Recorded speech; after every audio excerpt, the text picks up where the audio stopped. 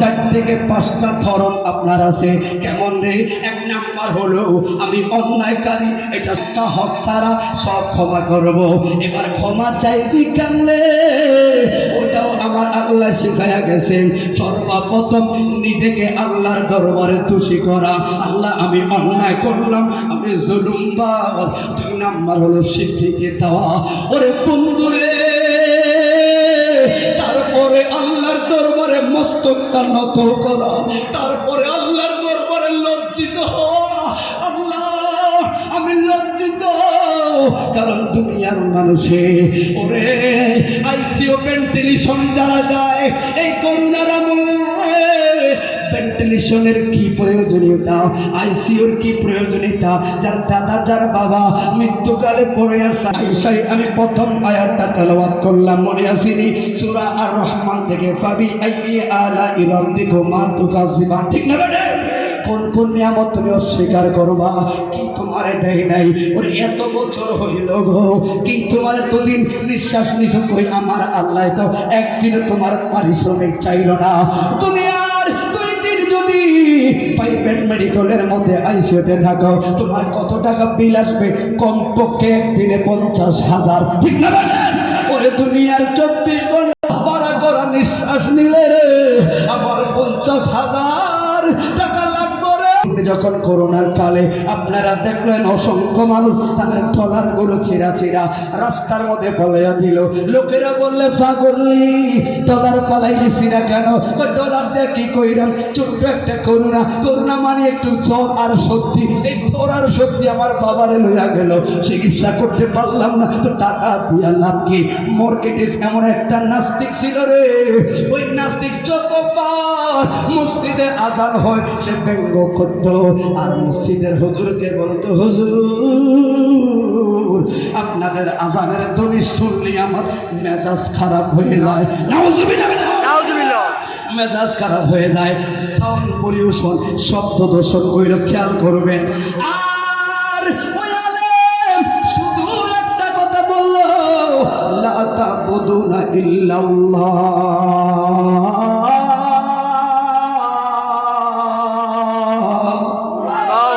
আল্লাহ ছাড়া কারো সিজদা চলে না, আল্লাহ ছাড়া কারো ইবাদত চলে না।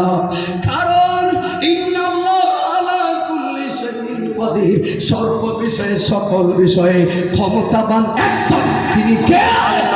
তিনি হলো আমার আল্লাহ।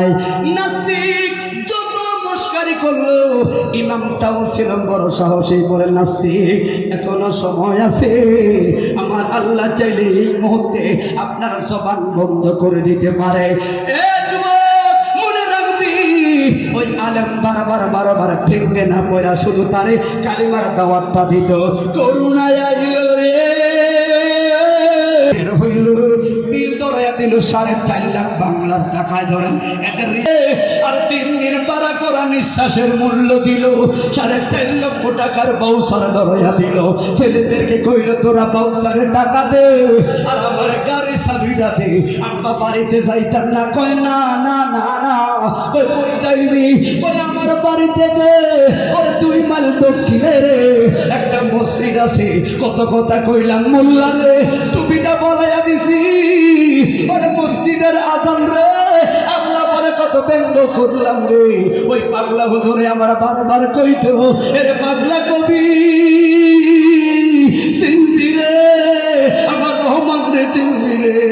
ওরে আল্লাহর দুনিয়াতে রে 3 দিনের বিল যদি হয় 4.5 লক্ষ টাকা রে, আর আমার 60 বছরের জিন্দেগিতে আমি এত নিঃশ্বাস নিছি রে, দুনিয়ার মানুষে 3 দিনের নিঃশ্বাসের দাম যদি নেয় 4 লাখ রে। ওই আমার রহমান কই আমার 1 টাকা চায় না। হুজুর আর দেরি করবা না, রহমানের দুয়ারে আমার একটু। আমার ইসলাম মারামারি চায় না, ইসলাম চায় শান্তি। ঠিক না বেটা? বন্ধু তোরে এত বছর আমার 34 বছর চলে, তাহলে 34 বছরে জন্ম থেকে আদব নিঃশ্বাস আনলাম আর নিলাম। কই রহমান পারিশ্রমিক নিবেন দিয়ে কয় লাগতো না। কয় কি? কয় তোরা মসজিদে ভরে ভরে নামাজ পড়। আল্লাহু আকবার। দুনিয়ায় বছরে ছিলেন, খাওয়া দাওয়া করলেন, অন্তত একটু পানির হিসাবটা করেন। আপনার আমার পানি আহার করাইলো আল্লাহ। আল্লাহ কয় বান্দারে আমার হক আদায় করলি না, কিন্তু গুনাহ করলি আমার চোখের সামনে। দুনিয়ার এমন কোন জায়গা না ওই তাহাতা সারা পর্যন্ত ওই যে বডির প্রকোষ্ঠে যেইটা আছে রে, শুধু ওটাও না, ওটার ভিতরে চিন্তাধারাও ওই যে বললাম ইন্নাহু আলিমুন বিজাতিস সুদূর, অন্তরের গভীর ভিতরটাও আমি আল্লাহ জানি। ওরে তুই চুরি করলি রে, আমি আল্লাহ দেখি রে, তোরে শর্ট দিয়ে দিলাম, কিন্তু কই তুই তো এখনো সংশোধন হলি না। এই জন্য তুমি আরে মানুষের বাড়িতে কাম করলে বেতন দিব, কাম না করলে তোরে গোড়ায় ভেজে গাইতো না রে। এই জন্য বাইরে টাকা থাকলে স্ত্রীর দামি স্বামী হওয়া যায় রে, শাশুড়ির বড় দামি দুলাভাই হওয়া যায় রে, টাকা না থাকলে কেউ জানবে না রে। সমাজের মানুষ খেয়াল রাখবা, আল্লাহ কি জিনিস জানলি? দুনিয়ার মানুষের কাজ করলে বেতন দেয়, কাজ না করলে বেতন দিত না। আরে নতুন জামাই হলো 3 দিনের জায়গায় 4 দিন বেড়াইলে শাশুড়ির মুখটা বেজার হইয়া যায়, ঠিক না বেটা? কথাটা খেয়াল করবেন, কি বোঝাইয়া যায়? ভাষা প্রয়োগে বোঝায় কথাটা বেয়াদবি, আপনার শুধু বোঝানোর জন্য বললাম। দুনিয়ার মানুষ স্বার্থ ছাড়া কিছু চায় না রে। ওরে বন্ধু, কাম ভালো করলে বেতন ভালো, কিন্তু তুমি ফজর পড়লা না, ফজর না আল্লাহর হক, তুমি জোহর পড়লা না, জোহর না আল্লাহর হক। ওরে যুবক রে, ফজর পড়লি না রে, সকাল 8টা বাজে ঠিকই তোর সামনে গরম পরোটা রহমান দিয়ে দিছে, আবার জোহর পড়লি না রে, তোর দুপুরে গরম ভাতটা আমার আল্লাহ তোর সামনে দিছে, বইলা গেলি।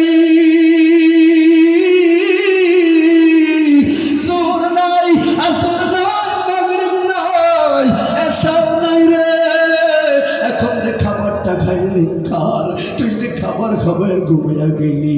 দুনিয়ার মানুষের স্বার্থ ছাড়া কেউ ভালোবাসে না রে।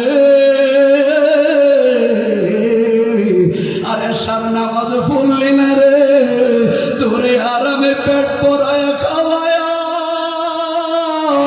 আমার রহমানে ঘুম পড়াইয়া দিছে রে। বোয়ালখালীর বন্ধু, বুইলা গেলি। ব্যাখ্যায় যখন আটকে সার পাবো না, ঠিক না বেঠে? এই জন্য যুবক, আপনাদের কষ্ট হচ্ছে? এই জন্য শুধু একটা কথাই আমি রইলাম বাবা, কারণ একটা কথা আর একটা কথা গেলে আমি অসমাপ্ত থাকলে আপনারও খারাপ লাগবে। কথা বলো, ঠিক নেই? লাস্টে বাংলার হক ইনকেট করে যাব, ভক্তা নিয়ে যাওয়ার জন্য ভালো কাল কুয়াত চলবে। ও বন্ধু, তাহলে আল্লাহর হকের ক্ষেত্রে আমি চেষ্টা করলাম আমার যোগ্যতা বোঝানোর জন্য, বাকিগুলো বোঝা আমল করার দায়িত্ব। যদি অন্তরে হেদায়েতের নিয়ত থাকে রে, এত ওয়াজ লাগে না আমল করার জন্য, ঠিক না?